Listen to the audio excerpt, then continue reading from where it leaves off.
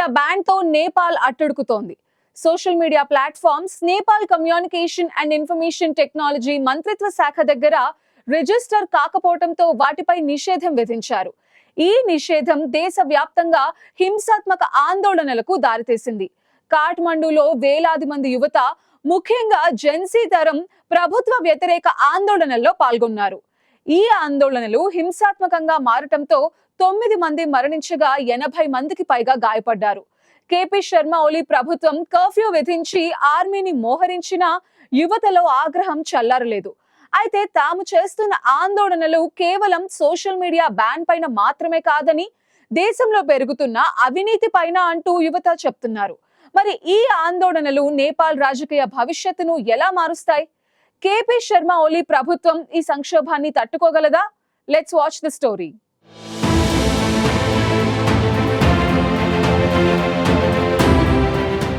September 4న నేపాల్లోని KP Sharma Oli ప్రభుత్వం సోషల్ మీడియా ప్లాట్ఫామ్లపై నిషేధం విధించింది. Facebook, Instagram, WhatsApp, YouTube, X, Reddit, LinkedIn వంటి ప్రముఖ ప్లాట్ఫామ్లు నేపాల్లోని కమ్యూనికేషన్ అండ్ ఇన్ఫర్మేషన్ టెక్నాలజీ మంత్రిత్వ శాఖ దగ్గర రిజిస్టర్ కాకపోవడంతో వాటిపై నిషేధం విధించింది. అయితే ఆగస్టు 28నే ప్రభుత్వం 7 రోజుల గడువు ఇచ్చింది. గడువు ముగిసినా ఈ ప్లాట్ఫామ్లు రిజిస్టర్ చేయలేదు.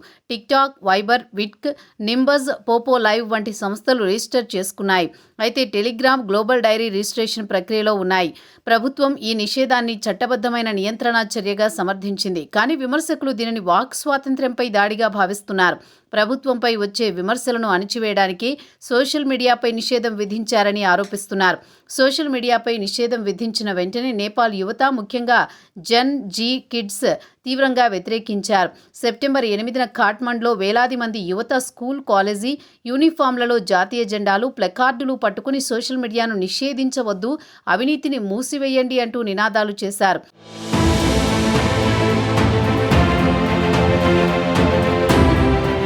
మైటీ ఘర్ మండలం నుంచి పార్లమెంటు భవనం వైపు మార్చి చేసిన ఈ ఆందోళనకారులు నిషేధిత జోన్లలోకి చొచ్చుకుని పోలీస్ బ్యారికేడ్లను ధ్వంసం చేశారు.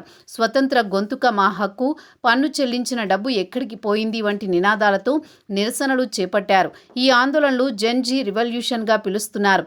అవినీతి, ఆర్థిక అసమానతలు, ప్రభుత్వ దుర్వినియోగంపై యువత ఆగ్రహాన్ని ఈ నిరసనల రూపంలో బయటపెట్టారు. యువత ఆందోళనలు తీవ్రస్థాయికి చేరుకోవడంతో కాఠ్మండులోని న్యూ బనేశ్వర్, ఝూపా జిల్లాలోని దమక్లో హింసాత్మక ఘర్షణలు జరిగాయి. ఆందోళనకారులు పార్లమెంటు భవనం సముదాయంలోకి చొచ్చుకునే ప్రయత్నం చేయడంతో పోలీసులు టియర్ గ్యాస్, వాటర్ క్యాన్లు, రబ్బర్ బుల్లెట్లను ప్రయోగించారు.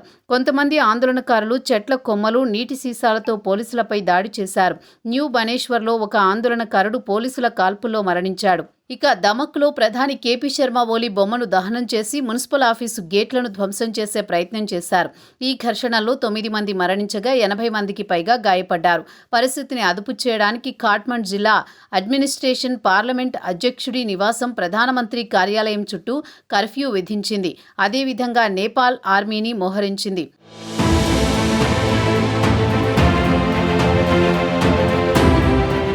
ఇక నేపాల్లో సోషల్ మీడియాను బ్యాన్ చేయడాన్ని ప్రధాని కేపీ శర్మ ఓలీ సమర్థించారు.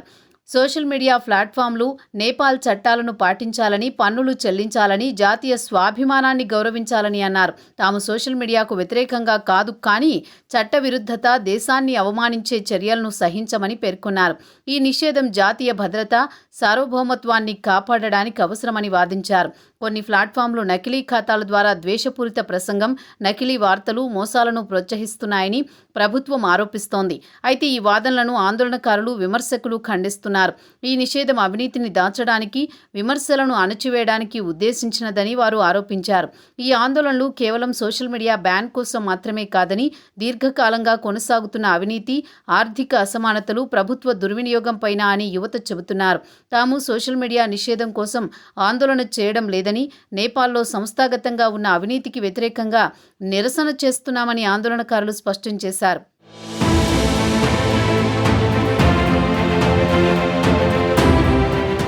ఇక యువత చేస్తున్న ఆందోళనలకు నేపాలీ సినీ నటులు, కళాకారులు మద్దతు తెలిపారు. నటుడు హరిబంశ ఆచార్య ఫేస్బుక్లో యువతను ప్రశంసిస్తూ వారు కేవలం ఆలోచించడమే కాక బాధ్యత గురించి ప్రశ్నలు సంధిస్తున్నారని అన్నారు.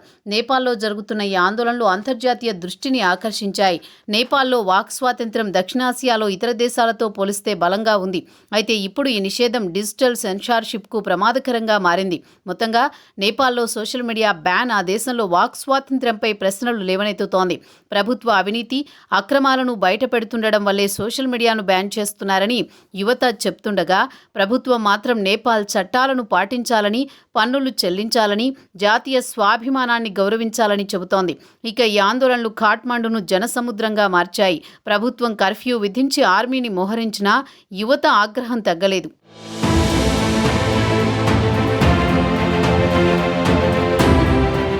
యువకుల హింసాత్మక నిరసనల నేపథ్యంలో సోషల్ మీడియా సైట్లను నిషేధించాలని తమ నిర్ణయాన్ని ఉపసంహరించుకుంటున్నట్లు నేపాల్ ప్రభుత్వం ప్రకటించింది. సోమవారం ప్రధాని కేపీ శర్మ ఓలీ నేతృత్వంలో జరిగిన కేబినెట్ అత్యవసర సమావేశంలో ఈ నిర్ణయం తీసుకుంది. అనంతరం నేపాల్ కమ్యూనికేషన్, సమాచార ప్రసార మంత్రి పృథ్వీ సుబా గురుంగ్ సోషల్ మీడియాపై నిషేధాన్ని ఎత్తివేస్తున్నట్లు ప్రకటించారు. జనరేషన్ జెడ్ డిమాండ్ మేరకు సోషల్ మీడియా సైట్లను తిరిగి ప్రారంభించేందుకు సమాచార మంత్రిత్వ శాఖ సంబంధిత ఏజెన్సీలను సంప్రదించినట్లు ఆయన వెల్లడించారు.